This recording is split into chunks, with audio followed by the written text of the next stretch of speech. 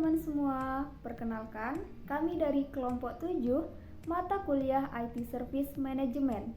Dalam kesempatan kali ini kami akan berbagi informasi menarik terkait perbedaan kerangka kerja ITIL versi 3 dengan ITIL versi 4. Penasaran kan? Langsung saja kita simak informasinya berikut ini.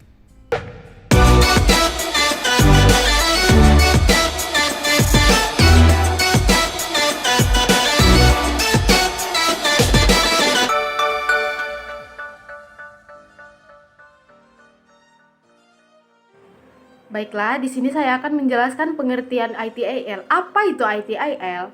ITIL atau Information Technology Infrastructure Library yang diterjemahkan sebagai Pustaka Infrastruktur Teknologi Informasi adalah suatu rangkaian konsep dan teknik pengelolaan infrastruktur, pengembangan, serta operasi teknologi informasi.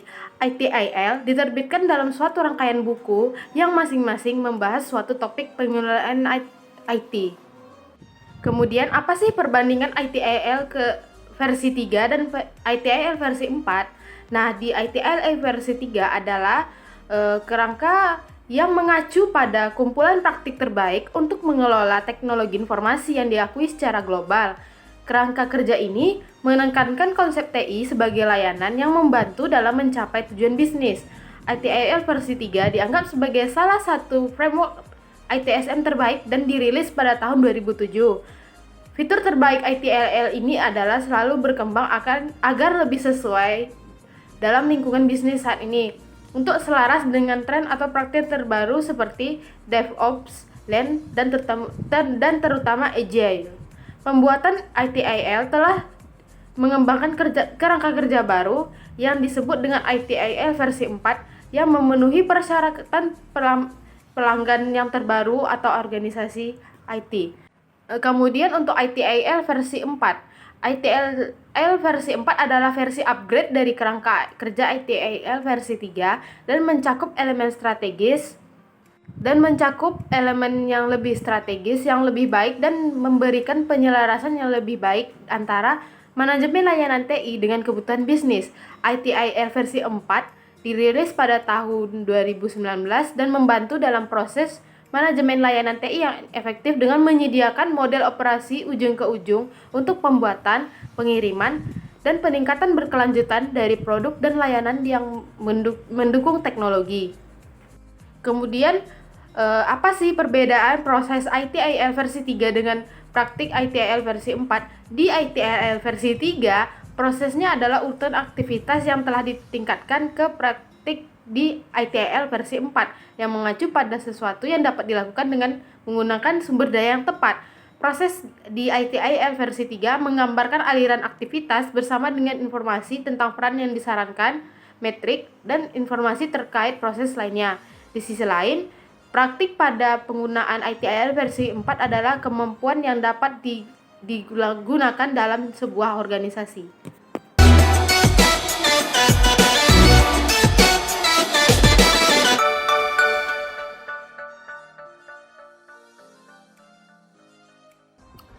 Baiklah, selanjutnya adalah perbandingan proses ITIL versi 3 versus ITIL praktik versi 4. Di mana pada proses ITIL versi 3 itu terdapat strategi pelayanan. Yang pertama, manajemen strategi, kedua, pengelolaan permintaan, ketiga, manajemen portofolio layanan, keempat, manajemen keuangan, kelima, manajemen hubungan bisnis. Selanjutnya ada desain layanan. Yang keenam, manajemen katalog layanan, yang ketujuh, manajemen ketersediaan, yang kedelapan, manajemen keamanan informasi, yang kesembilan, manajemen tingkat layanan, yang ke-10, manajemen kapasitas, yang ke-11, koordinasi desain, ke-12, manajemen pemasok, ke-13, manajemen kontinuitas layanan TI. Selanjutnya ada transisi layanan, yang ke-14, perencanaan dan dukungan transisi, ke-15, manajemen perubahan, ke-16, ubah evaluasi, ke-17, manajemen rilis dan penerapan, yang ke-18, aset layanan dan manajemen konfigurasi, yang ke-19, validasi dan pengujian layanan, yang ke-20, manajemen pengetahuan. Selanjutnya operasi layanan, yang ke-21 manajemen akses, ke-22 pengaturan acara, 23 pemenuhan permintaan layanan, ke-24 manajemen insiden ke-25 manajemen masalah. Yang terakhir adalah peningkatan layanan berkelanjutan. Yang ke-26 perbaikan 7 langkah. Selanjutnya di bagian praktik ITIL versi 4, yang selanjutnya adalah praktik manajemen umum. Yang pertama manajemen arsitektur, kedua perbaikan berkelanjutan, ketiga manajemen keamanan informasi, keempat manajemen pengetahuan, kelima pengukuran dan pelaporan, keenam manajemen perubahan organisasi, ke-7 manajemen portofolio, ke-8 manajemen proyek, ke-9 manajemen hubungan, ke-10 manajemen risiko, ke-11 manajemen keuangan jasa, ke-12 manajemen strategi, ke-13 manajemen pemasok, ke-14 manajemen tenaga kerja dan bakat. Selanjutnya ada praktek manajemen layanan. Yang ke-15 manajemen ketersediaan, ke-16 analisa bisnis, ke-17 kapasitas dan manajemen kinerja, ke-18 ubah kontrol, ke-19 manajemen insiden, ke-20 manajemen aset TI, ke-21 pemantauan dan manajemen acara, ke-22 sampai ke-26 adalah manajemen masalah, manajemen rilis, manajemen katalog layanan, manajemen konfigurasi layanan, dan manajemen kontinuitas layanan. Yang ke-27 desain layanan, ke-28 meja pelayanan, ke-29 manajemen tingkat layanan, ke-30 manajemen permintaan layanan, ke-31 validasi dan pengujian layanan. Selanjutnya praktek manajemen teknis, ke-32 manajemen penerapan, ke-33 manajemen infrastruktur dan platform, dan yang terakhir adalah pengembangan dan manajemen perangkat lunak. Selanjutnya adalah siklus hidup layanan ITIL versi 3 dengan sistem nilai layanan ITIL versi 4. Layanan ITIL versi 3 siklus hidup terdiri dari 5 tahap dan didasarkan pada model air terjun atau waterfall. 5 tahapan tersebut adalah strategi layanan, desain layanan, transisi layanan, operasi layanan, dan peningkatan layanan berkelanjutan. Kerangka kerja ITIL versi 4 yang baru didasarkan pada sistem nilai layanan atau SVS yang menjelaskan bagaimana semua komponen dan aktivitas harus bekerja sama sebagai sistem untuk memungkinkan penciptaan nilai bagi organisasi. Selanjutnya ada peningkatan layanan berkelanjutan ITIL versi 3 versus peningkatan berkelanjutan ITIL versi 4. Model ITIL versi 3 CSI telah diperbarui di ITIL versi 4, diubah namanya menjadi model CI. Model ITIL versi 4 untuk peningkatan berkelanjutan menyediakan pendekatan terstruktur untuk mengidentifikasi dan menerapkan berbagai perbaikan yang dapat diterapkan di berbagai tingkat organisasi. Ini terdiri dari 7 langkah dan dalam beberapa hal sebanding dengan proses peningkatan 7 langkah yang dijelaskan dalam kerangka kerja ITIL versi 3.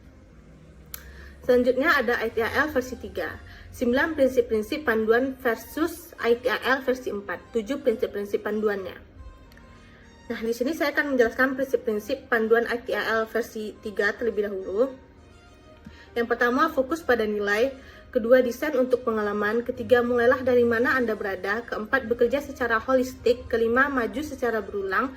Keenam, amati secara langsung. Ketujuh, bersikaplah transparan. Kedelapan, berkolaborasi. Kesembilan, tetap sederhana.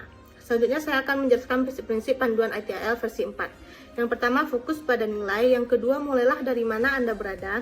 Yang ketiga, lanjutkan dengan umpan balik. Keempat, berkolaborasi dan mempromosikan visibilitas.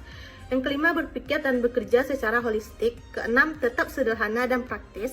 Ketujuh, optimalkan dan otomatiskan. Cara lain yang dapat kita gunakan untuk melihat perbedaan antara ITIL versi 3 dan ITIL versi 4 adalah berdasarkan dimensi. Pada ITIL versi 3 ada 4 dimensi yang terdiri dari orang atau people, kemudian proses, produk, dan juga mitra. Sedangkan pada ITIL versi 4 dimensinya terdiri dari organisasi dan people, informasi dan teknologi, mitra dan pemasok, dan yang terakhir adalah aliran nilai dan juga proses. Selain berdasarkan dimensi, perbedaan antara kerangka kerja ITIL versi 3 dan juga versi 4 dapat dibedakan berdasarkan nilainya. Pada ITIL versi 3, layanan didefinisikan sebagai sarana yang memberikan nilai kepada pelanggan dengan memfasilitasi apa yang mereka butuhkan tanpa adanya penambahan biaya atau resiko tertentu. Sedangkan pada kerangka kerja ITIL versi 4, definisi layanan telah diperbarui menjadi sarana tempat untuk berkreasi bersama dengan memfasilitasi hasil yang ingin dicapai oleh pelanggan tanpa menanggung biaya atau resiko apapun. Nilai C. Nilai co-creation dalam kerangka ITIL versi 4 tidak hanya membutuhkan kontribusi dari penyedia layanan, tetapi juga membutuhkan partisipasi atau kontribusi yang sama dari konsumen, regulator, dan juga pemasok. Selain mengacu kepada nilai dan juga dimensi, perbedaan antara ITIL versi 3 dan juga ITIL versi 4 juga dapat dilihat berdasarkan roadmap kualifikasi. Pada versi 3, kualifikasi yang dibutuhkan itu mulai dari dasar, praktisi, kemudian menengah, ahli, dan menguasai. Sedangkan pada ITIL versi 4, kualifikasi yang dibutuhkan terdiri dari yayasan ITIL, profesional pengelola ITIL, pemimpin strategis ITIL, dan yang terakhir adalah ITIL Master.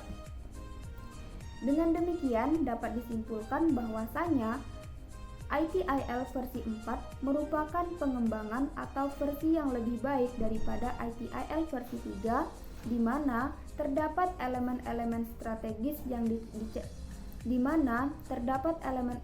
strategis yang dikembangkan untuk menjawab kebutuhan manajemen layanan TI dengan kebutuhan bisnis pada suatu perusahaan. Beberapa poin yang sudah dijabarkan tadi adalah aspek yang dapat kita lihat untuk menilik bagaimana perbedaan antara ITIL versi 3 dan juga versi 4. Teman-teman sekalian, demikianlah informasi yang dapat kami sampaikan terkait perbedaan antara ITIL versi 3 dan juga ITIL versi 4. Di era kemajuan teknologi seperti saat ini, menarik sekali untuk kita membahas lebih lanjut terkait kerangka kerja ITIL untuk kebutuhan bisnis di perusahaan. Semoga apa yang telah kami bagikan tadi memberikan wawasan tambahan untuk kita semua ya. Sampai jumpa di next video.